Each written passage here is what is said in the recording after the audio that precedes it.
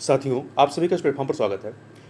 इस वीडियो में हम लोग जो है आगामी यूपी पीसीएस की प्रारंभिक परीक्षा को ध्यान में रखते हुए उत्तर प्रदेश लोक सेवा आयोग के द्वारा जो पूर्व में पीसीएस की परीक्षाएं कराई गई हैं, तो उन प्रश्न पत्रों को यहाँ पर हम लोग एक एक करके सॉल्व करेंगे और ये आपके आगामी परीक्षा के लिए काफ़ी महत्वपूर्ण साबित होगा। क्योंकि आपने देखा होगा कि जो एग्ज़ाम कराए जाते हैं उसमें प्रीवियस ईयर के बहुत सारे क्वेश्चन प्रत्यक्ष या अप्रत्यक्ष रूप से रिपीट किए जाते हैं। तो इस दृष्टिकोण से प्रीवियस ईयर के प्रश्न पत्रों को सॉल्व करना काफ़ी महत्वपूर्ण रहेगा हम सभी के लिए। तो इसके लिए हम लोग जो है घटनाचक्र पब्लिकेशन के द्वारा जो उत्तर प्रदेश लोक सेवा आयोग द्वारा आयोजित पीसीएस प्रारंभिक एवं मुख्य परीक्षा प्री और मेंस हल प्रश्न पत्र नाम से जो पुस्तक प्रकाशित की गई है, इस पुस्तक को यहाँ पर हम लोग कवर करेंगे और एक एक वीडियो में हम लोग एक एक प्रश्न पत्र को कवर करेंगे। यहाँ पर आप देखेंगे तो इस पुस्तक में आपका यदि प्रारंभिक परीक्षा की बात करें तो 2012 से लेकर 2023 तक के जो भी प्रारंभिक परीक्षाएं हुई हैं पीसीएस की, उन प्रश्न पत्रों को सीसेट और आपका सामान्य अध्ययन दोनों को यहाँ पर संकलित किया गया है, सॉल्व किया गया है।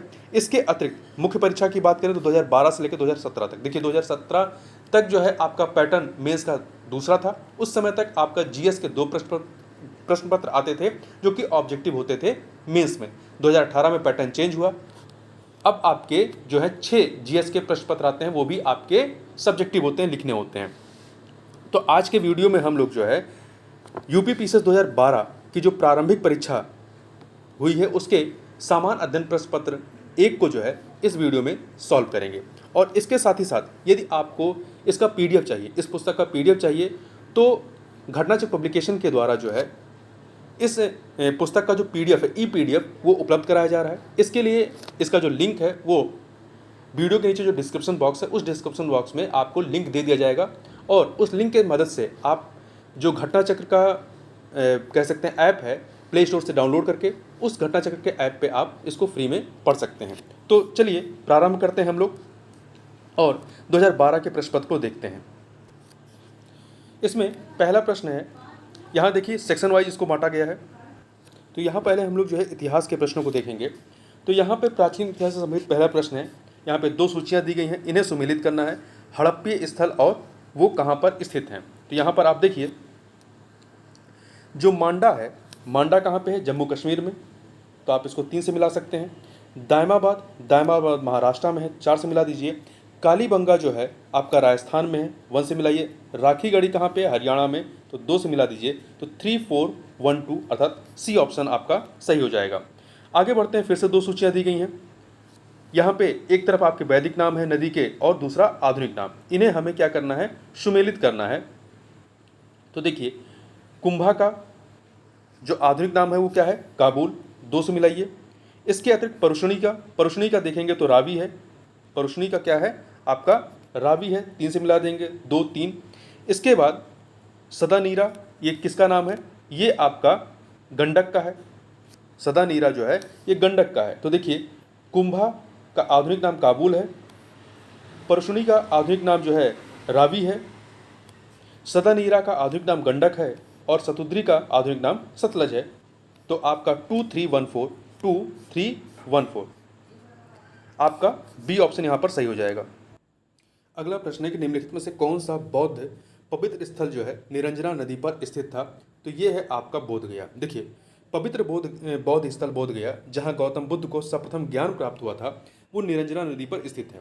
आधुनिक जो फाल्गु नदी है, फाल्गु नदी को ही पूर्व में निरंजना नदी के नाम से जाना जाता था। यह नदी 2 छोटी धाराओं निरंजना एवं मोहना के मिलने से बनती है। अगला है निम्नलिखित युग्मों में से कौन एक सही सुमेलित नहीं है? तो देखिए एक तरफ आपके रचना है और उसके रचनाकार हैं दूसरी तरफ। तो देखिए कर्पूर मंजरी के रचयिता जो हैं वो हर्ष नहीं रहे हैं। कर्पूर मंजरी की रचना जो है हर्ष द्वारा नहीं बल्कि गुज्जर प्रतिहारों के दरबारी कवि राजशेखर के द्वारा की गई थी। तो यहाँ पर ए वाला सुमेलित नहीं है। मालविकाग्निमित्रम ये कालिदास की रचना है, मुद्रा राक्षस विशाखदत्त की रचना है और सौंदरानंद अश्वघोष की रचना है। अगला प्रश्न है पुण्यवर्धन भुक्ति अवस्थित थी कहाँ पर? तो ये आपका उत्तर बंगाल में, कहाँ पर? उत्तर बंगाल में अवस्थित थी। ठीक है। पाल, चंद्र एवं सेन राजवंशों के युग में इसके क्षेत्राधिकार का विस्तार उत्तर बंगाल के बाहर भी था। आगे बढ़ते हैं। अगला प्रश्न है कि वह चोल राजा कौन था जिसने श्रीलंका को पूर्ण स्वतंत्रता दी और सिंघल राजकुमार के साथ अपनी पुत्री का विवाह कर दिया था। वह चोल राजा कौन था जिसने श्रीलंका को पूर्ण स्वतंत्रता दी और सिंघल राजकुमार के साथ अपनी पुत्री का विवाह कर दिया था? तो वो कौन था राजा? चोल राजा कौन था? कुलोत्तुक प्रथम। देखिए, कुलोत्तुक प्रथम के समय में, तो यहाँ पर आपका ए ऑप्शन हो जाएगा। कुलोत्तुक प्रथम के समय में श्रीलंका के राजा विजय बाहु ने अपनी स्वतंत्रता घोषित की, किंतु कुलोत्तुक प्रथम ने श्रीलंका में चोल प्रभाव की समाप्ति के प्रति किसी कटुता का प्रदर्शन नहीं किया तथा उसने अपनी पुत्री का विवाह श्रीलंका के राजकुमार विरुप पेरुमाल के साथ कर दिया। आगे बढ़ते हैं। निम्नलिखित में से कौन महाभारत के तेलुगु अनुवादों के लिए विख्यात हैं? तो यहाँ पर देखिए, ये चार रचनाएं, यहाँ पे चार जो हैं रचनाकार हैं, कंबन, कुट्टन, नैनन, नन्ने और टिक्कन। तो इसमें से देखिए आपके जो नन्ने हैं और टिक्कन, ये 3 और 4, ये तेलुगु अनुवादों के लिए, महाभारत के तेलुगु अनुवादों के लिए विख्यात हैं। महाभारत के तेलुगु अनुवाद का कार्य जो है 11वीं शताब्दी में नन्ने ने प्रारंभ किया, जिसे 13वीं शताब्दी में टिक्कन द्वारा तथा फिर 14वीं शताब्दी में एरन द्वारा पूरा किया गया। ये तीनों ही, मतलब नन्ने, टिक्कन और एरन ये तीनों तेलुगु साहित्य के कवित्र के रूप में विख्यात रहे हैं। आगे बढ़ते हैं। अशोक का समकालीन तुरमय कहाँ का राजा था? अशोक का समकालीन तुरमय कहाँ का राजा था? तो ये मिस्र का राजा था। तुरमय जो है मिस्र का राजा था। मौर्य शासक अशोक के 13वें शिलालेख से यह ज्ञात होता है कि अशोक के 5 यवन राजाओं के साथ मैत्रीपूर्ण संबंध थे, जिनमें अंत्योक ये आपका एंटियोकस द्वितीय, थियोस ये सीरिया का शासक था। दूसरा है तुरमय या तुरमाय, टॉलमी द्वितीय फिलाडेल्फस मिस्र का राजा था। अंतकिनी एंटिगोनस गोनातास मेसिडोनिया का राजा था। इसके अतिरिक्त या मकदूनिया का राजा था। अगला जो है चौथा मग जो है साइरिन का शासक था। और अलेक्जेंडर एपाइरस या एपीरस का राजा था। आगे चलते हैं। निम्नलिखित में से कौन से संगम पत्तन पश्चिमी तट पर स्थित थे? नीचे दिए गए कोड से सही उत्तर का चुनाव करना है। तो यहाँ पर 4 बंदरगाह दिए गए हैं, बताना है इन 4 बंदरगाहों में से ये जो चारों हैं ये संगमकालीन हैं, कौन से पश्चिमी तट पर रहे हैं? तो इसमें से आपका तोंडी और जो मुसरी है 3 और 4 ये आपके पश्चिमी तट पर स्थित थे, जबकि कोरके और पुहार ये आपके पूर्वी तट पर हैं। देखिए, एक अज्ञात ग्रीक नाविक द्वारा रचित प्रसिद्ध पुस्तक पेरिप्लस ऑफ द एरिथ्रियन सी में विभिन्न बंदरगाहों की सूची मिलती है। इसमें नौरा, तोंडी, मुसरी और नेल्सिंडा पश्चिमी तट के प्रमुख बंदरगाह रहे हैं। अब अगला प्रश्न है कि किसके सिक्कों पर बगदाद के अंतिम खलीफा का नाम सर्वप्रथम अंकित हुआ? बगदाद के अंतिम खलीफा का नाम, तो देखिए अलाउद्दीन मसूद शाह के सिक्कों पर जो है बगदाद के अंतिम खलीफा का नाम सर्वप्रथम अंकित हुआ था। देखिए, अलाउद्दीन मसूद शाह जिसका कार्यकाल 1242 से 46 तक था, इसके सिक्के पर सर्वप्रथम बगदाद के अंतिम खलीफा का नाम अंकित हुआ था। बगदाद के अंतिम खलीफा अल मुस्तसीम थे। यह 1242 से 1258 ईस्वी तक खलीफा रहे। इल्तुतमिश के सिक्के पर खलीफा अल मुंतशिर का नाम उल्लिखित था, जो 1226 से 1242 ईस्वी तक खलीफा था। आगे बढ़ते हैं। वह प्रसिद्ध जैन आचार्य कौन थे जिनको अकबर ने बहुत सम्मानित किया था? तो ये कौन थे? हरविजय सूरी। अकबर द्वारा जैन धर्म के प्रसिद्ध आचार्य हरविजय सूरी को बहुत सम्मानित किया गया था। अकबर ने इन्हें जगत गुरु की उपाधि से विभूषित किया था। अगला है, निम्नलिखित में से कौन जहांगीरी चित्रकार थे जिन्हें नीचे दिए गए कोड से सही उत्तर चुनाव करना है। यहाँ पे 4 चित्रकारों के नाम दिए गए हैं। तो इसमें से आप देखें, जो अबुल हसन और आपका अकारिजा, अबुल हसन और अकारिजा 2 और 3, ये दोनों जो है जहांगीर के समय के चित्रकार थे, अबुल हसन और अकारिजा। अबुल हसन उस्ताद मंसूर, फारूक बेग, बिशन दास, अकारिजा, मोहम्मद नादिर, मोहम्मद मुराद, मनोहर, माधव तथा गोवर्धन जहांगीर के समय के प्रमुख चित्रकार थे। अगला प्रश्न है, औरंगजेब की मृत्यु के समय मराठा नेतृत्व किसके हाथों में था? तो ये नेतृत्व जो है ताराबाई के हाथों में था। किसके? ताराबाई के हाथों में था। देखिए, राजा राम 1689 से 1700 ईस्वी तक शाहू के प्रतिनिधि के रूप में मराठों का नेतृत्व करता रहा। राजा राम की मृत्यु के बाद उसकी विधवा पत्नी ताराबाई ने अपने 4 वर्षीय पुत्र को शिवाजी द्वितीय के नाम से गद्दी पर बैठाया और मुगलों से स्वतंत्रता संघर्ष जारी रखा। औरंगजेब की मृत्यु के समय मराठा नेतृत्व ताराबाई के हाथों में ही था। ठीक है, औरंगजेब की मृत्यु 1707 में होती है। आगे बढ़ते हैं। राजा राम मोहन राय को राजा उपाधि किसने दी थी? तो यह उपाधि जो है अकबर द्वितीय के द्वारा दी गई थी। राजा राम मोहन राय को राजा की उपाधि तत्कालीन मुगल शासक अकबर द्वितीय ने प्रदान की थी। वे अकबर द्वितीय के प्रतिनिधि के रूप में 1830 ईस्वी में इंग्लैंड गए थे। अगला है, निम्नलिखित कॉलेजों में सर्वप्रथम किसकी स्थापना हुई? तो यहाँ पे 4 कॉलेज हैं। तो इन चारों में सबसे पहले किसकी स्थापना होती है? तो जो कलकत्ता में स्थित हिंदू कॉलेज है, हिंदू कॉलेज, इसकी स्थापना होती है। देखिए, राजा राम मोहन राय आधुनिक शिक्षा के सबसे प्रारंभिक प्रचारकों में से एक थे। 1817 में इन्होंने डेविड हेयर के साथ कलकत्ता में प्रसिद्ध हिंदू कॉलेज की स्थापना की थी। जो मेयो कॉलेज है, मेयो कॉलेज की स्थापना 1875 ईस्वी में अजमेर में, मुस्लिम एग्लो ओरिएंटल कॉलेज, इसकी स्थापना 1875 में अलीगढ़ में, और दिल्ली कॉलेज की स्थापना 1825 ईस्वी में हुई थी। तो आप चारों में देखें, सबसे पहले 1817 में आपका हिंदू कॉलेज की स्थापना होती है। आगे चलते हैं। अगला प्रश्न है यहाँ पर, शारदा अधिनियम के अंतर्गत लड़कियों एवं लड़कों के विवाह की न्यूनतम आयु क्रमशः कितनी निर्धारित की गई थी? तो ये 14 और 18 वर्ष, लड़कियों के लिए 14 वर्ष और लड़कों के लिए 18 वर्ष निर्धारित की गई थी। B option. देखिए, वर्ष 1929 में अजमेर निवासी एवं प्रसिद्ध शिक्षाविद डॉक्टर हरविलास शारदा के प्रयत्नों से एक बाल विवाह निषेध कानून बनाया गया। उन्हीं के नाम पर इसे शारदा अधिनियम कहा गया। इस अधिनियम के द्वारा लड़कियों के विवाह की न्यूनतम सीमा या आयु 14 वर्ष और लड़कों की 18 वर्ष निर्धारित की गई। ये कब आया था? 1929 में। ये डेट याद रखिएगा। अगला है, 2 सूचियां हैं, समाचार पत्र और उनकी भाषा, यह हमें सुमेलित करना। तो यहाँ पर देखिए, जो भारत मित्र है, यहाँ पर देख लीजिए, भारत मित्र जो है आपका हिंदी भाषा में है, राष्ट्रमत मराठी भाषा में, प्रजा मित्र गुजराती भाषा में और नायक बंगाली में। फिर से देख लीजिए, भारत मित्र हिंदी में, राष्ट्रमत मराठी में, प्रजा मित्र गुजराती में, नायक बंगाली में। अगला प्रश्न है कि लंदन में ब्रिटिश ईस्ट इंडिया कंपनी के गठन के समय भारत का निम्नलिखित में से कौन बादशाह था? तो उस समय बादशाह कौन था? अकबर था। कौन था? अकबर था। देखिए, ब्रिटेन के कुछ व्यापारियों ने पूर्व के देशों के साथ व्यापार करने के आशय से 1600 ईस्वी में एक कंपनी का गठन किया। इसका नाम governor and company of merchants of London trading into the east Indies रखा गया। इस दौरान भारत का मुगल बादशाह अकबर था। अकबर का जो शासनकाल रहता है वो 1556 से 1605 ईस्वी तक रहता है। आगे बढ़ते हैं। वह राष्ट्रीय नेता कौन थे जो 1925 ईस्वी में सेंट्रल लेजिस्लेटिव असेंबली के अध्यक्ष निर्वाचित हुए थे? 1925 में। तो ये थे विट्ठल भाई पटेल। विट्ठल भाई पटेल, डी ऑप्शन। विट्ठल भाई पटेल वर्ष 1925 में सेंट्रल लेजिस्लेटिव असेंबली के अध्यक्ष निर्वाचित हुए थे। इनके निर्वाचन को स्वराजवादियों की बड़ी सफलता के रूप में देखा जाता है।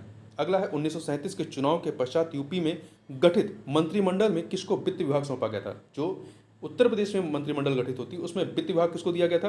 तो ये दिया गया था रफ़ी अहमद किदवई को। रफ़ी अहमद किदवई को। देखिए, वर्ष 1937 में 1937 में संपन्न प्रांतीय विधानसभा चुनाव में यूपी, उस समय संयुक्त प्रांत कहलाता था, के कुल 228 में से 134 स्थानों पर कांग्रेस को सफलता मिली। संयुक्त प्रांत में कांग्रेस ने अकेली ही सरकार बनाई।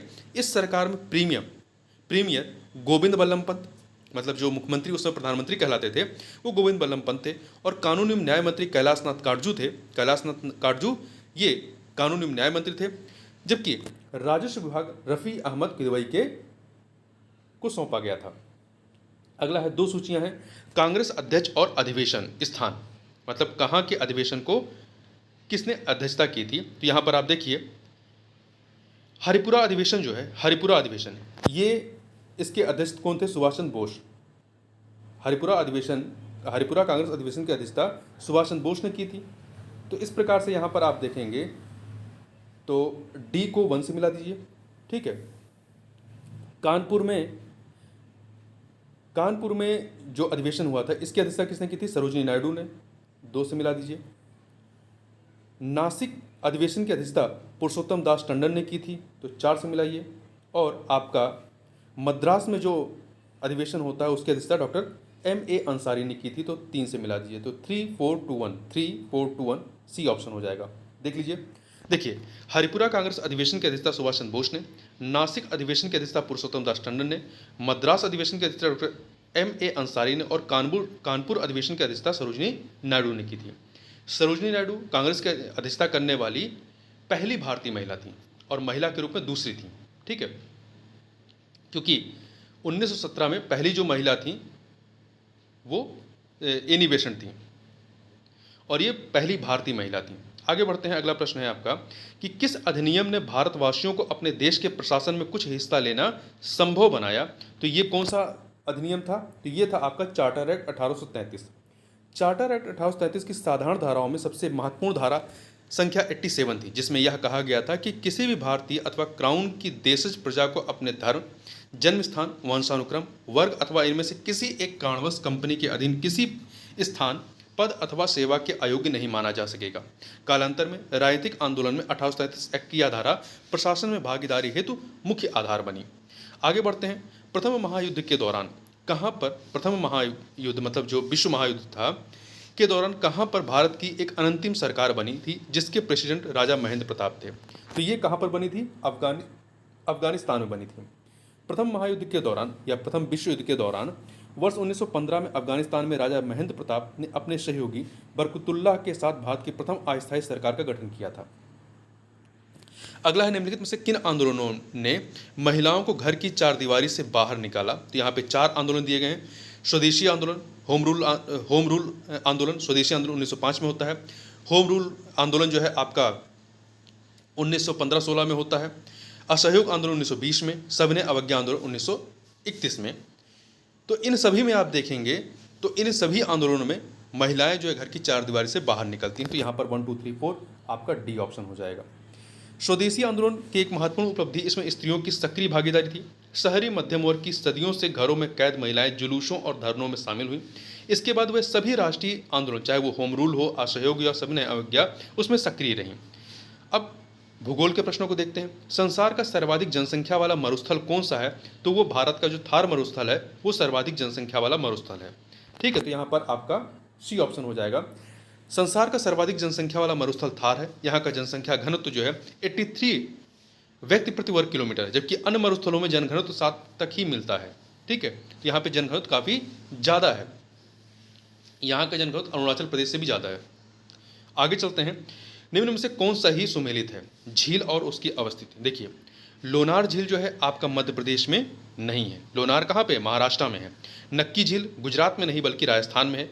कोल्लेरू झील, कोल्लेरू, ये आंध्र प्रदेश में है। ये आपका सही है। ठीक है, कोल्लेरू झील जो है ये आपका आंध्र प्रदेश में। पुलिकट झील, पुलिकट आपका केरल में नहीं है बल्कि पुलिकट झील आंध्र प्रदेश और तमिलनाडु की सीमा पर है। आगे बढ़ते हैं, अगला प्रश्न है कि निम्नलिखित में से कौन सी खरीफ फसल नहीं है? कौन सी खरीफ की फसल नहीं है? तो देखिए, कपास, मूंगफली, सरसों, मक्का।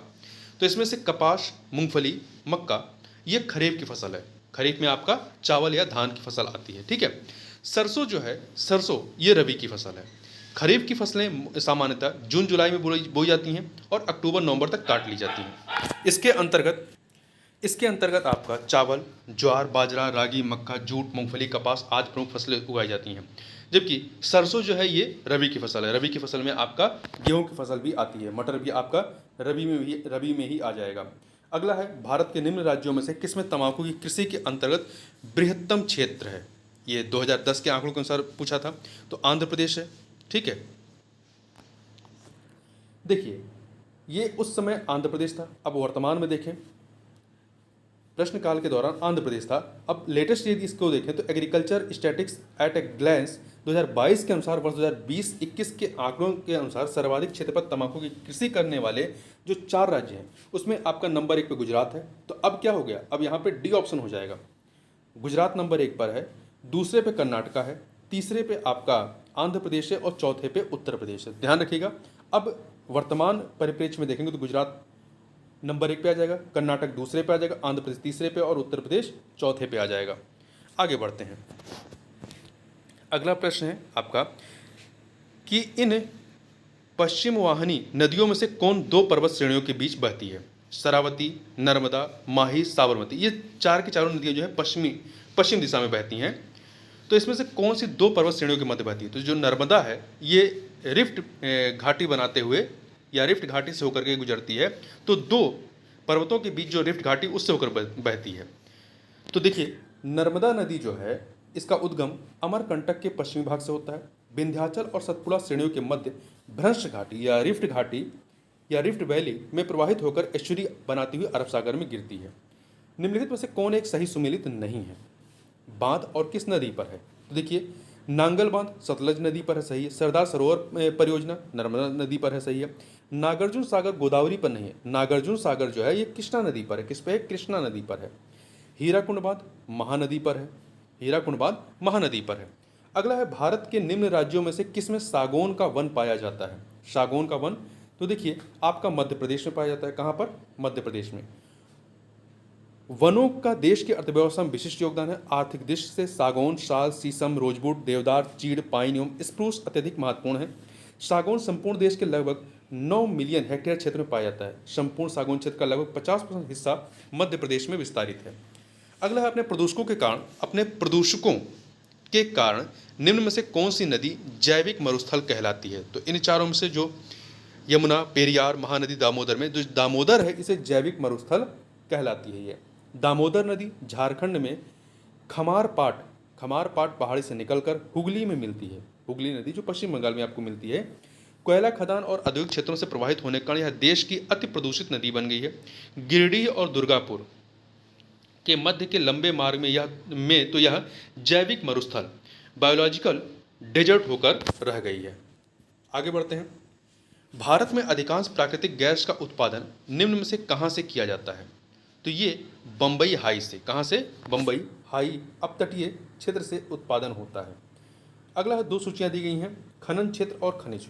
खनन क्षेत्र और वहाँ से कौन सा खनिज उत्पादित किया जाता है? तो यहाँ पर देखें, गुरमहिसानी यहाँ से लौह अयस्क निकाला जाता है।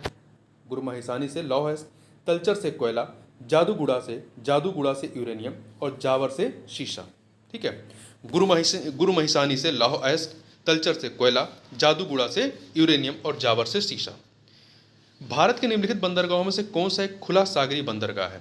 तो जो चेन्नई है, चेन्नई बंदरगाह, ये खुला सागरी बंदरगाह है। देखिए, अब प्रश्न उठता है कि खुला सागरी बंदरगाह कहते किसे हैं? तो खुला सागरी बंदरगाह उसे कहते हैं जहां जलीय पोर्ट तट से दूर खुले सागर में ही लंगर डालते हैं।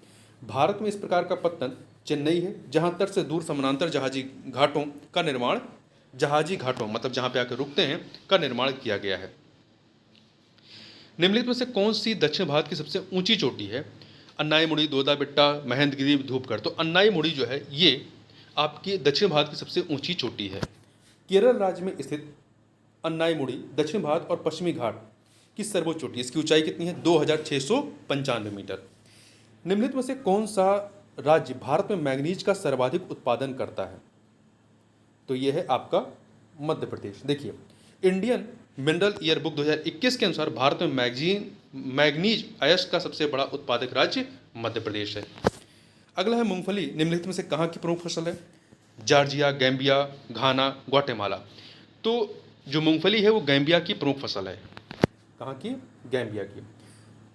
देखिए, FAO के वर्ष 2021 के आंकड़ों के अनुसार प्रश्नगत विकल्पों में घाना प्रमुख मूंगफली उत्पादक देश है। ठीक है, विश्व मूंगफली उत्पादन में चीन पहले पे है और भारत दूसरे पे, नाइजीरिया तीसरे पे है। यदि वर्तमान परिदृश्य में देखेंगे तो इस प्रश्न का उत्तर जो है आपका सी ऑप्शन घाना होगा। ठीक है, जब 2012 में पूछा गया था तो उस समय गाम्बिया था, परंतु वर्तमान में आज इन चारों में मतलब सही टिक करना होगा तो घाना होगा। अगला है, क्षेत्रफल की दृष्टि से निम्न देशों का सही आरोही क्रम मतलब छोटे से बड़े का क्रम कौन सा है? तो देखिए, अर्जेंटीना, भारत, ऑस्ट्रेलिया, ब्राज़ील। छोटे से बड़ा अर्जेंटीना से बड़ा क्षेत्रफल जो है भारत का है, भारत से बड़ा ऑस्ट्रेलिया का, ऑस्ट्रेलिया से ज़्यादा ब्राज़ील का है। तो यहाँ पर आपका सी ऑप्शन हो जाएगा। अगला, निम्नलिखित में से कौन शीतोष्ण घास का मैदान नहीं है? इन चारों में पंपाज, बेल्ट, डाउन्स, सवाना में कौन सा शीतोष्ण घास का मैदान नहीं है? तो देखिए, पंपाज, बेल्ट और डाउन्स ये तीन के तीनों शीतोष्ण घास के मैदान है, परंतु सवाना जो है ये उष्णकटिबंधीय घास का मैदान है। उष्णकटिबंधीय घास का मैदान है। देखिए, शीतोष्णकटिबंधीय घास के मैदानों में पेरीज है, पंपाज है, बेल्ट, डाउन्स, स्टेपीज। अगला, निम्नलिखित में से कहाँ विश्व का सबसे बड़ा प्रमाणित तेल भंडार स्थित है? तो यह है वेनेजुला में। वर्तमान आंकड़ों को देखें यदि BP statics review of world energy 2021 के आंकड़ों के अनुसार कच्चे तेल के सबसे बड़े प्रमाणित भंडार वेनेजुला में है। अगला है, निम्नलिखित युग्मों में से कौन एक सही सुमेलित नहीं है? यहाँ पे एक तरफ जनजातियाँ, दूसरी तरफ किस देश में ये जनजातियाँ पाई जाती हैं? तो कौन सा एक सही सुमेलित नहीं, ये बताना। देखिए फुलानी जनजाति है वो पश्चिम अफ्रीका में पाई जाती है, सही है। बंतू जो है सहारा में नहीं, बल्कि बंतू जो है, बंतू जनजाति ये अफ्रीका के पूर्वी मध्य एवं दक्षिण अफ्रीका में, पूर्वी मध्य एवं दक्षिणी अफ्रीका में पाई जाती है। सहारा जो वाला इलाका है, सहारा मरुस्थल, यहाँ पे बंतू जनजात नहीं पाई जाती है। मसाई पूर्वी अफ्रीका में या पूर्व अफ्रीका में, नूबा सूडान में। तो यहाँ पर बी वाला सही नहीं है। बंतू सहारा वाले क्षेत्र में नहीं, बल्कि पूर्वी मध्य और दक्षिण अफ्रीका में पाई जाती है। निम्नलिखित में से जो आपका जो सहारा मरुस्थल है वो अफ्रीका के उत्तरी क्षेत्र में है। निम्नलिखित में से कौन सा देश युग्म जो है अरल सागर के किनारे है? तो देखिए आपका जो अरल सागर है वो कजाकिस्तान और उज्बेकिस्तान की सीमा पर विस्तारित है। कजाकिस्तान और उज्बेकिस्तान की सीमा पर ये विस्तारित है। वर्तमान में ये जो है विलुप्त होने की कगार पर है। आगे बढ़ते हैं। अगला प्रश्न है कि निम्न में से कौन सा देश हीरा का सबसे बड़ा उत्पादक है? हीरा का, तो देखिए इसका उत्तर आपका है रूस, सी ऑप्शन। देखिए वर्ल्ड मिनरल प्रोडक्शन 2017-21 के आंकड़ों के अनुसार वर्ष 2021 में जो शीर्ष 2 हीरा उत्पादक देश हैं उसमें नंबर 1 पर आपका रूस है, दूसरे पे बोत्सवाना है। संयुक्त राज्य अमेरिका के दक्षिण कैलिफोर्निया में स्थित मृतक घाटी या जिसे डेथ वैली कहते हैं, निम्नलिखित में से किसका उदाहरण है? तो ये जो है रिफ्ट घाटी का, किसका उदाहरण है? रिफ्ट घाटी का उदाहरण है। ठीक है, आगे बढ़ते हैं। निम्नलिखित में से किस एक को छोड़कर बाकी सभी देश की प्राकृतिक पूंजी में, बाकी सभी जो है देश की प्राकृतिक पूंजी में सम्मिलित किए जाते हैं? वन, जल, खनिज, सड़कें। सड़क को छोड़ करके वन, जल, खनिज जो है ये प्राकृतिक पूंजी में सम्मिलित किए जाते हैं, तो सी ऑप्शन। चिपको आंदोलन मूल रूप से किसके विरुद्ध था?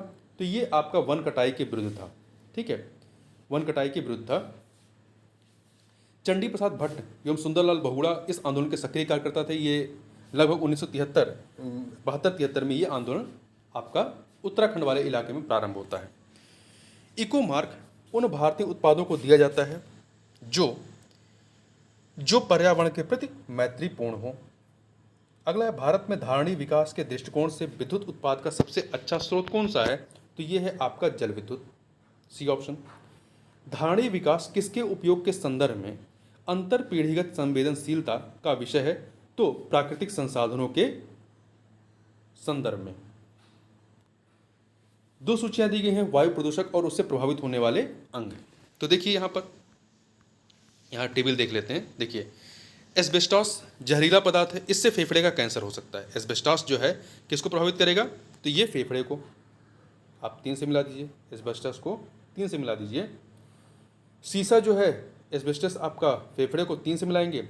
सीसा जो है आपका ये मस्तिष्क को प्रभावित करता है। पारा जो है ये उदर अर्थात पेट को प्रभावित करता है। कार्बन मोनोऑक्साइड जो है ये रक्त धाराओं को प्रभावित करता है, तो आप 4 से मिला दीजिए। तो 3124 बी ऑप्शन हो जाएगा। अब थोड़ी सी व्याख्या देख लेते हैं। एस्बेस्टॉस जहरीला पदार्थ है, इससे फेफड़े का कैंसर हो सकता है। सीसा मानव शरीर में केंद्रीय तंत्रिका तंत्र एवं मस्तिष्क को नुकसान पहुंचा सकता है। पारे की विषाक्तता से उदर संबंधी समस्याएं उत्पन्न होती हैं। कार्बन मोनोऑक्साइड पीड़ित व्यक्ति के रक्त के हीमोग्लोबिन से प्राथमिक रूप से संयोजित होकर ऑक्सीजन अणुओं को प्रतिस्थापित करके और क्रमशः रक्त को ऑक्सीजन रहित करके क्रिया करती है, जिसके परिणामस्वरूप कोशिकीय शोषण असफल हो जाता है और मृत्यु हो सकती है। आगे बढ़ते हैं। 50 से अधिक देशों द्वारा समर्थित संयुक्त राष्ट्र का मौसम परिवर्तन समझौता कब प्रभावी हुआ? तो ये 21 मार्च 1994 को। देखिए 50 से अधिक देशों द्वारा समर्थित जलवायु परिवर्तन पर संयुक्त राष्ट्र अभिसमय, जिसे शॉर्ट में UNFCCC के नाम से जानते हैं, 21 मार्च 1994 से प्रभावी हुआ। वर्तमान में यह अभिसमय विश्व के 198 देशों द्वारा अभिपुष्ट मतलब रेटिफाई किया गया है। ध्यातव्य है कि संयुक्त राष्ट्र ने जलवायु परिवर्तन को रोकने की दिशा में समय समय पर कई महत्वपूर्ण प्रयास किए हैं। निम्नलिखित में से कौन सी हरित गृह गैस नहीं है, ग्रीन हाउस गैस नहीं है? तो देखिए कार्बन डाइऑक्साइड, नाइट्रस ऑक्साइड और मीथेन ये आपके ग्रीन हाउस गैस हैं, परंतु नाइट्रोजन जो है ग्रीन हाउस गैस के तहत नहीं आता है। निम्नलिखित में से कौन सी पिछली शताब्दी में पृथ्वी के औसत तापमान में वृद्धि को प्रदर्शित करता है? तो 0.8 डिग्री सेंटीग्रेड, 0.8 डिग्री सेंटीग्रेड। निम्नलिखित में से किस देश में विश्व के तापमानों पर आंकड़े इकट्ठा करने के लिए वैश्विक वायुमंडल चौकसी स्टेशन स्थापित नहीं किया गया है? तो देखिए अल्जीरिया में किया गया है, ब्राज़ील में किया गया, केन्या में, परंतु भारत में नहीं किया गया है। ठीक है, भारत में अभी यह स्थापित नहीं है। वर्तमान समय में वैश्विक वायुमंडल चौकसी स्टेशनों की संख्या कितनी है? लगभग 31 है, परंतु भारत में नहीं है। विश्व पर्यावरण दिवस मनाया जाता है कब? 5 जून को, 5 जून को मनाया जाता है। और पहला पर्यावरण दिवस जो है वर्ष 1974 में मनाया गया था। 2023 का विश्व पर्यावरण दिवस का जो केंद्रीय विषय था, अब चूंकि 2024 में भी 5 जून बीत चुका है, तो 2023 का क्या रहा है? प्लास्टिक प्रदूषण के उपाय। तो 2024 का जो है उसको आप कमेंट बॉक्स में बताइए कि क्या इसका थीम रहा है इस बार का। अगला निम्नलिखित में से कौन सा सही सुमेलित नहीं है? देखिए, पारिस्थितिकी विज्ञानों का केंद्र जो है बेंगलुरु में है, सही है। भारतीय वन प्राणी संस्थान देहरादून में, भारतीय वन प्रबंधन संस्थान कोलकाता में नहीं बल्कि भोपाल में। भारतीय वन प्रबंधन संस्थान कहाँ पे है? ये भोपाल में है, कोलकाता में नहीं है। हिमालयी पर्यावरण विकास का गोविंद बल्लभ पंत संस्थान कहाँ पे? अल्मोड़ा, उत्तराखंड।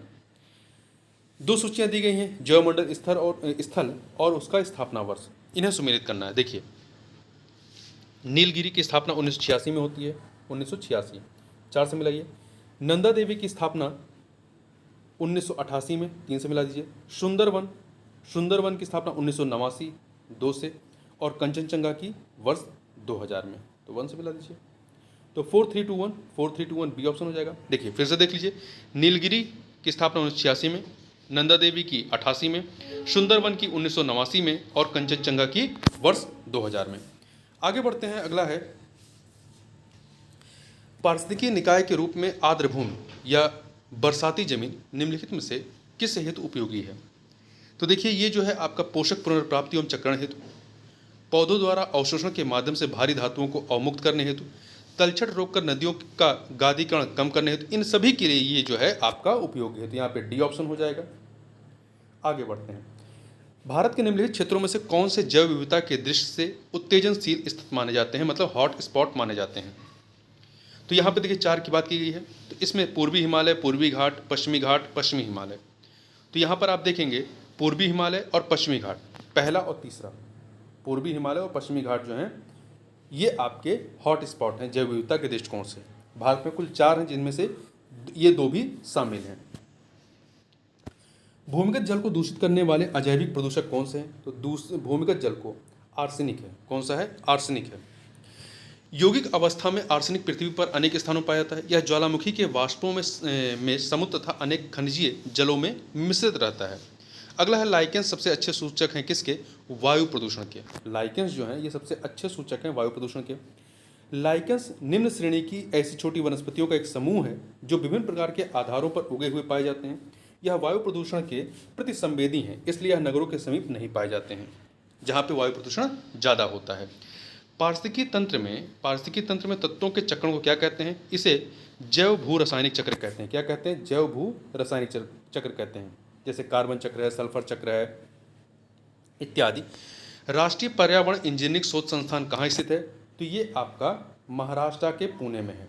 इसे इंग्लिश में कहते हैं national environmental engineering research institute, या शॉर्ट में नीरी के नाम से भी जानते हैं, NEERI।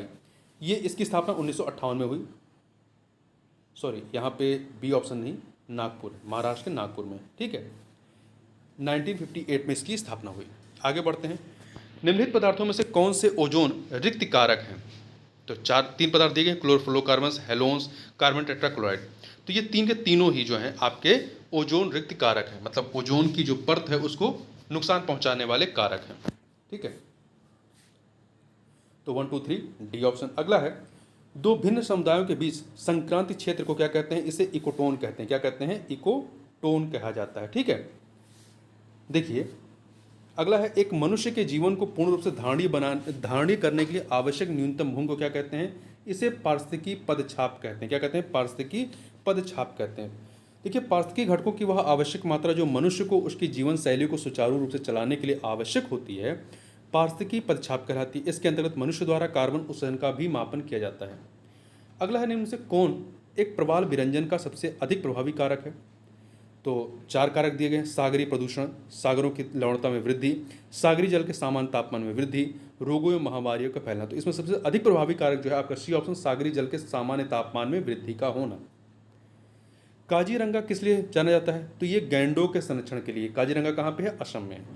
काजीरंगा राष्ट्रीय उद्यान असम राज्य के गोलाघाट एवं नौगांव जिले में विस्तारित है। इस उद्यान में विश्व के 2/3 एक सिंग वाले गैंडे संरक्षित हैं। सर्वाधिक जैव विविधता कहाँ पाई जाती है? तो ये उष्णकटिबंधीय वर्षा वनों में। उष्णकटिबंधीय वर्षा वनों में सर्वाधिक जैव विविधता पाई जाती है। इस क्षेत्र का विस्तार जो है आपका विषुवत रेखा से 10 डिग्री उत्तर और 10 डिग्री दक्षिणी अक्षांशों के मध्य पाया जाता है। आगे चलते हैं। निम्न में से कौन सा क्षेत्र ज्वारीय ऊर्जा उत्पादन का प्रमुख क्षेत्र है? निम्न में से कौन सा क्षेत्र जो है ज्वारीय ऊर्जा उत्पादन का प्रमुख क्षेत्र है? तो यह है आपकी खंभात की घाटी, खंभात की खाड़ी, गुजरात में जो है। भारत में लगभग 12,445 मेगावाट ज्वारीय विद्युत उत्पन्न करने की क्षमता है।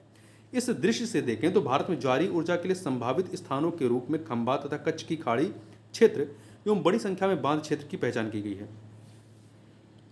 आगे चलते हैं, विज्ञान के प्रश्नों को देखते हैं। मृग मरीचिका का कारण क्या है? इसका कारण है प्रकाश का पूर्ण आंतरिक परावर्तन। पूर्ण आंतरिक परावर्तन। देखिए, मृग मरीचिका एक प्रकार का वायुमंडलीय दृष्टिभ्रम है जिसमें प्रेक्षक अस्तित्वहीन जलाशय एवं दूरस्थ वस्तु के उल्टे या बड़े आकार के प्रतिबिंब तथा अन्य अनेक प्रकार के विरूपण देखता है। वस्तु और प्रेक्षक के बीच की दूरी कम होने पर प्रेक्षक का भ्रम दूर होता है और वह विरूपित प्रतिबिंब नहीं देख पाता। इस घटना की व्याख्या प्रकाश के पूर्ण आंतरिक परावर्तन के सिद्धांत के आधार पर की जाती है। प्रकाश का रंग निर्धारित होता है किसके कारण? तो तरंग दैर्ध्य, जो वेवलेंथ आपकी होती है उसके आधार पर निर्धारित होता है। प्रकाश के रंग का निर्धारण उसके तरंग दैर्ध्य या वेवलेंथ से होता है। भिन्न भिन्न रंग के प्रकाश का तरंग दैर्ध्य भिन्न भिन्न होता है। लाल रंग के प्रकाश का तरंग दैर्ध्य सबसे अधिक और बैंगनी रंग के प्रकाश का तरंग दैर्ध्य सबसे कम होता है। तरंग दैर्ध्य और जो आवृत्ति होती है, फ्रीक्वेंसी, उसमें जो है आपका व्युत्क्रमानुपाती संबंध होता है। मतलब लाल रंग का तरंग दैर्ध्य सबसे अधिक होता है और इसकी फ्रीक्वेंसी आवृत्ति जो होती है वो सबसे कम होती है। वहीं बैंगनी रंग की तरंग दैर्ध्य सबसे कम होती है तो उसकी फ्रीक्वेंसी जो आवृत्ति है सबसे अधिक होती है। आगे चलते हैं। पराश्रव्य वह ध्वनियाँ हैं जिनकी आवृत्ति होती है 20,000 हर्ट्ज से अधिक जो होती हैं वो पराश्रव्य ध्वनियाँ होती हैं। 20 हर्ट्ज से लेकर के 20,000 हर्ट्ज तक की जो ध्वनियाँ होती हैं इसे श्रव्य ध्वनियाँ कहते हैं, जो मनुष्य सुन सकता है। ठीक है। पराश्रव्य शब्द उस ध्वनि के लिए प्रयुक्त होता है जिसकी आवृत्ति इतनी अधिक होती है कि मनुष्य के कानों को सुनाई नहीं देती है। तो मनुष्य जो है 20 हर्ट्ज से नीचे की ध्वनि को और 20,000 हर्ट्ज से ऊपर की ध्वनि को नहीं सुन सकता है। मिट्टी के घड़े में निम्न में से किस क्रिया के कारण जल ठंडा रहता है? तो वाष्पीकरण की वजह से, वाष्पीकरण की वजह से यह ठंडा होता है। लेजर एक युक्ति है जिसके द्वारा उत्पन्न किया जाता है क्या? उद्दीप्त विकिरण। उद्दीप्त विकिरण, स्टिमुलेटेड इमिशन जो है उत्पन्न किया जाता है। लेजर जिसका फुल फॉर्म है light amplification by stimulated emission of radiation. आगे चलते हैं। लोलक घड़ी, लोलक घड़ी जो होती है गर्मियों में सुस्त हो जाती हैं। क्यों? क्योंकि लोलक की लंबाई क्या हो जाती है? बढ़ जाती है। देखिए यहाँ फार्मूला क्या है? सरल लोलक का जो आवर्तकाल टी होता है 2π√L/g। तो यहाँ पे लंबाई क्या हो जाती है? L बढ़ जाता है। तो जो आवर्तकाल है, जब L की वैल्यू बढ़ेगी तो इस पूरे की वैल्यू क्या हो जाएगी? बढ़ जाएगी। टी की वैल्यू बढ़ जाएगी आवर्तकाल, तो आवर्तकाल बढ़ जाता है, इसलिए घड़ियाँ सुस्त हो जाती हैं। होमी भाभा पुरस्कार किस क्षेत्र में विशेष योगदान के लिए दिया जाता है? तो ये जो है आपका नाभिकीय ऊर्जा के क्षेत्र में विशेष योगदान के लिए दिया जाता है। जब बर्फ पिघलती है तब क्या होता है? जब बर्फ पिघलती है तब आयतन घटता है, मतलब सिकुड़ता है जल। ठीक है। ढला हुआ लोहा, बर्फ, एंटीमोनी, बिस्मित, पीतल आदि गलने पर आयतन में सिकुड़ते हैं। इस प्रकार के ठोस अपने ही गले द्रव में प्लवन करते रहते हैं। जैसे कि आप बर्फ को पानी में डालिए तो पिघलता है और उसी में तैरता रहता है। अगला प्रश्न है कि डेंगू बुखार में मानव शरीर में निम्नलिखित में से किसकी कमी हो जाती है? तो प्लेटलेट्स की कमी हो जाती है। देखिए, डेंगू बुखार से पीड़ित रोगी के रक्त में प्लेटलेट्स की संख्या कम हो जाती है। चूँकि प्लेटलेट्स शरीर में रक्त स्त्राव रोकने में प्रमुख भूमिका निभाते हैं, अतः इनकी कमी से असामान्य रक्त स्त्राव हो सकता है। अगला है डीएनए के द्विहेलिक्स प्रारूप को पहली बार किसने प्रस्तावित किया था? तो वाटसन और क्रिक ने। Doctor James Watson, doctor Francis Crick तथा M.H. विल्किंस तथा R. फ्रैंकलिन नामक वैज्ञानिकों ने एक्सरे विश्लेषण द्वारा वर्ष 1953 में जीन अणु या डीएनए का द्विकुंडलिनी विन्यास प्रस्तुत किया था। ठीक है। आगे चल करके इसी के लिए जो है वाटसन तथा क्रिक को जो है नोबेल प्राइज दिया गया था। आगे चलते हैं। पर्णहरित या क्लोरोफिल में निम्नलिखित में से कौन सा तत्व पाया जाता है? तो इसमें आपका मैग्नीशियम पाया जाता है। पर्णहरित या क्लोरोफिल एक प्रोटीन युक्त जटिल रासायनिक यौगिक है। यह वर्ण पत्तों के हरे रंग का कारण है। मैग्नीशियम क्लोरोफिल का एक प्रमुख तत्व होता है। अगला है कि फंक ने निम्नलिखित में से किसका आविष्कार किया था? इन्होंने जो है विटामिन का आविष्कार किया था। वर्ष 1912 में पोलिश अमेरिकी वैज्ञानिक कैशमीर फंक ने पहली बार विटामिनों की खोज की थी। अगला है दूध का धवल रंग निम्नलिखित में से किसकी उपस्थिति कारण होता है? तो ये कैशीन की उपस्थिति कारण होता है। किसकी उपस्थिति कारण? कैशीन की उपस्थिति कारण। अगला है दो सूचियां हैं रोग और उसके कारक।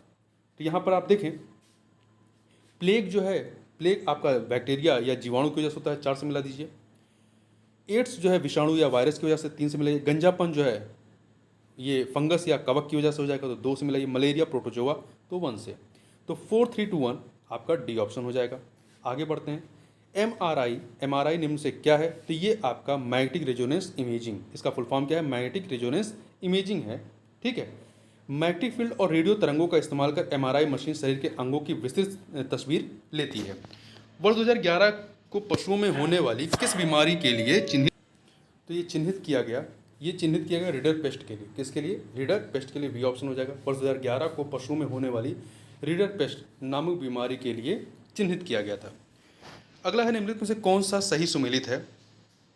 तो देखिए त्रिशूल जो है ये आपका सतह से सतह प्रक्षेपास्त्र नहीं है। त्रिशूल जो है ये सतह से हवा में मार करने वाली है। पृथ्वी सतह से वायु प्रक्षेपास्त्र नहीं, ये पृथ्वी जो है सतह से सतह पर मार करने वाली मिसाइल है। नाग जो है ये प्रति टैंक प्रक्षेपास्त्र, ये सही है। पिनाका हल्का वायुद्धक है, नहीं, ये एक रॉकेट लॉन्चर है, एक बहु बैरल रॉकेट लॉन्चर है। आगे बढ़ते हैं। कंप्यूटर का सबसे महत्वपूर्ण भाग क्या है? तो जो सीपीयू है, सीपीयू सेंट्रल प्रोसेसिंग यूनिट, ये इसका सबसे महत्वपूर्ण भाग होता है। सिम का पूरा नाम क्या है या फुल फॉर्म क्या है? Subscribers identity module, subscribers identity module है। आगे बढ़ते हैं। अब हम लोग राज्य व्यवस्था के प्रश्नों को देखते हैं। भारतीय संसद में निम्नलिखित में से कौन शामिल है? तो इसमें देखिए आपका राष्ट्रपति और दोनों सदन। पहला जो ऑप्शन है लोकसभा और राज्यसभा। लोकसभा राज्यसभा के अतिरिक्त राष्ट्रपति भी होते हैं। ठीक है। लोकसभा राज्यसभा प्रधानमंत्री नहीं, लोकसभा के अध्यक्ष और लोकसभा नहीं, राष्ट्रपति और दोनों सदन मतलब लोकसभा और राज्यसभा इसमें शामिल होते हैं। भारतीय संविधान के अनुच्छेद 79 के तहत भारतीय संसद राष्ट्रपति एवं दोनों सदनों मतलब लोकसभा और राज्यसभा से मिलकर बनती है। लोकसभा और राज्यसभा की संयुक्त बैठक किसके द्वारा आहूत की जाती है? तो ये राष्ट्रपति के द्वारा आहूत की जाती है। भारतीय संविधान के अनुच्छेद 108 के तहत किसी विधेयक पर दोनों सदनों के मध्य गतिरोध की स्थिति में लोकसभा और राज्यसभा की संयुक्त बैठक राष्ट्रपति द्वारा आहूत की जाती है। अनुच्छेद 118 4 के तहत दोनों सदनों की संयुक्त बैठक की अध्यक्षता कौन करता है? लोकसभा अध्यक्ष के द्वारा की जाती है। धन विधेयक कहाँ पुरस्थापित किया जाता है? तो धन विधेयक जो है ये आपका लोकसभा में पुरस्थापित किया जाता है। आर्टिकल 109(1) के तहत धन विधेयक राज्यसभा में पुरस्थापित नहीं किया जा सकता है, इसे केवल लोकसभा में ही पुरस्थापित किया जाता है। भारत के निम्नलिखित राष्ट्रपतियों में से कौन ट्रेड यूनियन से संबंध रहे हैं? तो जो बीबी गिरी हैं, राष्ट्रपति बीबी गिरी, इनका संबंध ट्रेड यूनियन आंदोलन से रहा है। भारत के चौथे राष्ट्रपति बीबी गिरी, जिनका कार्यकाल जो रहता है 1969 से 1974 तक, ये ट्रेड यूनियन आंदोलन से संबद्ध रहे थे। वे 2 बार अखिल भारतीय ट्रेड यूनियन कांग्रेस के भी अध्यक्ष रहे थे। तो ध्यान रखिएगा चौथे नंबर के राष्ट्रपति रहे हैं बीबी गिरी। उत्तर प्रदेश में पंचायती राज संस्थाओं में महिलाओं के लिए आरक्षित स्थानों की संख्या कितनी है? तो ये जो है आपका कुल स्थानों का 1/3 है। कुल स्थानों का 1/3 है। देखिए 73वें संविधान संशोधन के अनुक्रम में उत्तर प्रदेश सरकार द्वारा उत्तर प्रदेश पंचायत विधि संशोधन विधेयक 1994 पारित किया गया, जो 22 अप्रैल 1994 से प्रदेश में प्रवृत्त हुआ। इसके तहत प्रदेश में पंचायती राज संस्थाओं में प्रत्येक स्तर पर महिलाओं के लिए कुल स्थानों के 1/3 स्थान आरक्षित किए गए। अधिकतर आप राज्यों में देखेंगे, जैसे बिहार हो गया, मध्य प्रदेश हो गया, यहाँ पे 50% सीटें जो है आरक्षित कर दी गई हैं। केंद्रीय निम्नलिखित में से कौन राज्यपाल की नियुक्ति करता है? तो राज्यपाल की नियुक्ति कौन करता है? भारत के राष्ट्रपति करते हैं। भारतीय संविधान के अनुच्छेद 155 के तहत राज्य के राज्यपाल की नियुक्ति भारत के राष्ट्रपति द्वारा की जाती है और अनुच्छेद 156(1) के तहत राज्यपाल राष्ट्रपति के प्रसादोपरांत अपना पद धारण करता है। अगला है संसद राज्य सूची के विषय के संबंध में कानून बना सकती है यदि राज्यसभा ऐसा संकल्प पारित करती है। तो देखिए भारतीय संविधान के अनुच्छेद 249 के तहत 249 के तहत यदि राज्यसभा उपस्थित और मत देने वाले सदस्यों के 2/3 बहुमत से ऐसा प्रस्ताव पारित करे कि राष्ट्रीय हित में राज्य सूची के किसी विषय पर संसद द्वारा कानून बनाना आवश्यक है, तो संसद उस विषय पर कानून बना सकती है। इसके अतिरिक्त अनुच्छेद 250(1) के तहत राष्ट्रीय आपात की स्थिति में, अनुच्छेद 252 के तहत 2 या अधिक राज्यों के अनुरोध पर उन राज्यों के लिए तथा अनुच्छेद 253 के तहत अंतर्राष्ट्रीय समझौतों के अनुपालन के क्रम में संसद द्वारा राज्य सूची के विषयों पर कानून बनाया जा सकता है। आगे बढ़ते हैं, अगला है मंत्रिपरिषद सामूहिक रूप से निम्न में से किसके प्रति उत्तरदायी होती है? तो ये लोकसभा के प्रति उत्तरदायी होती है। अनुच्छेद 75(3) अनुच्छेद 75(3) के तहत केंद्रीय मंत्रिपरिषद सामूहिक रूप से लोकसभा के प्रति उत्तरदायी होती है। अगला है राज्य विधानसभा में कोई भी धन विधेयक पूर्व स्थापित नहीं किया जा सकता है बगैर राज्य के राज्यपाल की संस्तुति के। राज्य विधानसभा में कोई भी धन विधेयक पूरा स्थापित नहीं किया जा सकता जब तक राज्य के राज्यपाल की संस्तुति ना हो। भारतीय संविधान के अनुच्छेद 207(1) के तहत अनुच्छेद 199 के खंड 1 के उपखंड का से 4 तक के प्रावधानों वाला कोई भी धन विधेयक राज्य विधानसभा में बगैर संबंधित राज्य के राज्यपाल की संस्तुति के पूरा स्थापित नहीं किया जा सकता है। अगला है निम्नलिखित में से कौन भारत के उपराष्ट्रपति का निर्वाचन करता है, मतलब उसमें शामिल होते हैं? तो देखिए, लोकसभा के सदस्य, राज्यसभा के सदस्य, विधानसभा के सदस्य नहीं, विधान परिषद के सदस्य नहीं। तो उपराष्ट्रपति के निर्वाचन में लोकसभा के सदस्य और राज्यसभा के सदस्य सम्मिलित होते हैं, ठीक है, 1 और 2। तो ए ऑप्शन हो जाएगा। संविधान के अनुच्छेद 66(1) के तहत भारत के उपराष्ट्रपति का निर्वाचन संसद के दोनों सदनों लोकसभा और राज्यसभा के सदस्यों द्वारा अनुपातिक प्रतिनिधित्व प्रणाली के तहत एकल हस्तांतरणीय मत द्वारा किया जाता है। इस निर्वाचन में मतदान गुप्त होता है। किस सदन के सदस्यों द्वारा बहुमत से अविश्वास प्रस्ताव पास होने पर मंत्रिपरिषद को त्यागपत्र देना पड़ेगा? यदि लोकसभा से ऐसा पास हो जाता है प्रस्ताव तो, क्योंकि 75(3) के अनुसार मंत्रिपरिषद सामूहिक रूप से लोकसभा के प्रति उत्तरदायी होती है। निम्नलिखित में से किसके द्वारा भारत के नियंत्रक एवं महालेखा परीक्षक के पद का सृजन किया गया है? तो ये संविधान के द्वारा किया गया। संविधान के द्वारा, भारतीय संविधान के अनुच्छेद 148 148 के तहत भारत के नियंत्रक एवं महालेखा परीक्षक के पद का सृजन किया गया है, जिसकी नियुक्ति राष्ट्रपति द्वारा की जाती है। भारत के मुख्य निर्वाचन आयुक्त की पदावधि क्या है? तो 6 वर्ष या 65 वर्ष की आयु तक जो भी पहले हो, ठीक है, 6 वर्ष या 65 वर्ष की आयु तक जो भी पहले हो। निम्नलिखित में से किसकी संस्तुति पर भारतीय संविधान में मूल कर्तव्य शामिल किए गए? मूल कर्तव्य जो है स्वर्ण सिंह समिति की संस्तुति पर शामिल किए गए। C option. भारतीय संविधान में भाग 4 का के तहत अनुच्छेद 51 का जोड़कर इसके अंतर्गत नागरिकों के मूल कर्तव्यों को 42वें संविधान संशोधन 1976 द्वारा शामिल किया गया था, जो कि स्वर्ण सिंह समिति की संस्तुतियों पर आधारित था। वर्तमान में कुल 11 मूल कर्तव्य हैं। संविधान के अंतर्गत उच्चतम न्यायालय से विधि के प्रश्न पर राय लेने का अधिकार किसको है? तो ये राष्ट्रपति को है। किसको है? राष्ट्रपति को। संविधान के अनुच्छेद 143 के तहत उच्चतम न्यायालय से विधि के प्रश्न पर राय लेने का अधिकार राष्ट्रपति को है। आगे बढ़ते हैं, अगला है निम्नलिखित में से कौन संवैधानिक प्राधिकरण है? तो यहाँ पे 4 प्राधिकरण की बात की गई है। राज्य निर्वाचन आयोग संवैधानिक है, राज्य वित्त आयोग संवैधानिक है, जिला पंचायत ये भी संवैधानिक है 73वें संविधान संशोधन के माध्यम से। राज्य निर्वाचन अधिकारी ये आपका संवैधानिक प्राधिकरण नहीं है। तो यहाँ पे 1 2 3 बी ऑप्शन आपका सही हो जाएगा, ठीक है। आगे चलते हैं। देखिए, राज्य निर्वाचन आयोग और राज्य निर्वाचन आयुक्त संविधान के अनुच्छेद 243 के तहत, राज्य वित्त आयोग अनुच्छेद 243 आई के तहत तथा जिला पंचायत अनुच्छेद 243 बी के तहत संवैधानिक प्राधिकरण है। अगला, निम्नलिखित में से कौन योजना आयुक्त तथा राज्य सरकारों के बीच समन्वयकर्ता का कार्य करता है? तो ये राष्ट्रीय विकास परिषद है। ये राष्ट्रीय विकास परिषद इस कार्य को संपन्न करता है। योजना आयोग को 1 जनवरी 2015 को समाप्त कर उसके स्थान पर नीति आयोग का गठन किया गया। आगे चलते हैं। निम्नलिखित में से किस वाद में उच्चतम न्यायालय ने धारणा प्रस्तुत की कि उद्देश्य का संविधान का भाग है? तो ये जो बम्बई बनाम यूनियन ऑफ इंडिया जो वाद था, इसमें ये कहा गया कि उद्देश्य का संविधान का भाग है, ठीक है। केशव भारती बनाम केरल राज्य के मामले में भी अधिकांश न्यायाधीशों ने इसे संविधान का भाग माना था। गोलकनाथ वाद में नहीं माना गया था। आगे चलते हैं। निम्न से किस राज्य में पंचायती राज्य का शुभारंभ सबसे पहले हुआ? तो राजस्थान में हुआ। तो राजस्थान में आप देखें 2 अक्टूबर 1959 को 1959 को पंचायती राज व्यवस्था का शुभारंभ जो सबसे पहले पंडित जवाहरलाल नेहरू ने यहाँ पर किया था। तत्कालीन प्रधानमंत्री पंडित जवाहरलाल नेहरू ने किया था। उच्चतम न्यायालय में संविधान के निर्वचन से संबंधित मामले की सुनवाई करने के लिए न्यायाधीशों की संख्या कम से कम कितनी होनी चाहिए? तो संविधान पीठ बैठनी चाहिए। संविधान पीठ के लिए कम से कम 5 न्यायाधीश होने चाहिए, ठीक है। यहाँ पे डी ऑप्शन हो जाएगा। निम्नलिखित में से किस वाद में उच्चतम न्यायालय ने यह धारणा व्यक्त की कि मूल अधिकार व्यक्ति को जैसा उसे सबसे अच्छा लगे उस तरह की जिंदगी की रूपरेखा तैयार करने के लिए सक्षम बनाते हैं? तो ये गोलकनाथ बनाम स्टेट ऑफ पंजाब वाद में ये कहा गया, ठीक है। आगे चलते हैं। अर्थव्यवस्था संबंधित प्रश्नों को देख लेते हैं। निम्न में से किस वर्ष में असंगठित श्रमिक सामाजिक सुरक्षा अधिनियम पारित हुआ? तो ये पारित हुआ वर्ष 2008 में। असंगठित श्रमिक कर्मकार सामाजिक सुरक्षा अधिनियम संसद द्वारा वर्ष 2008 में पारित किया गया। और राष्ट्रपति की स्वीकृति प्राप्त होने के बाद इसे 30 सितंबर 2008 को अधिसूचित 30 दिसंबर 2008 को अधिसूचित किया गया। आगे चलते हैं, अगला है तेंदुलकर समिति ने भारत में गरीबी रेखा के नीचे की जनसंख्या का प्रतिशत कितना आकलित किया? तो ये इन्होंने आकलित किया था 37.2%। सुरेश तेंदुलकर समिति के अनुसार वर्ष 2004-05 में भारत में गरीबी रेखा के नीचे जनसंख्या का 37.2% आकलित किया गया। योजना आयोग के आंकड़ों के अनुसार यह दर वर्ष 2011-12 में 21.9% थी। अगला, निम्नलिखित राज्यों में से किसके द्वारा अपना वन अपना धन योजना प्रारंभ की गई? हिमाचल प्रदेश के द्वारा इसको प्रारंभ किया गया। भारत में शुरू की गई स्वाभिमान योजना किससे संबंधित है? तो स्वाभिमान योजना जो है ग्रामीण बैंकिंग से संबंधित है। वित्तीय समावेशन हेतु भारत में फरवरी 2011 में शुरू की गई स्वाभिमान योजना का संबंध ग्रामीण बैंकिंग से है। अगला, निम्नलिखित में से किस क्षेत्र से भारत में सकल राष्ट्रीय उत्पाद जीडीपी का सबसे बड़ा भाग प्राप्त होता है?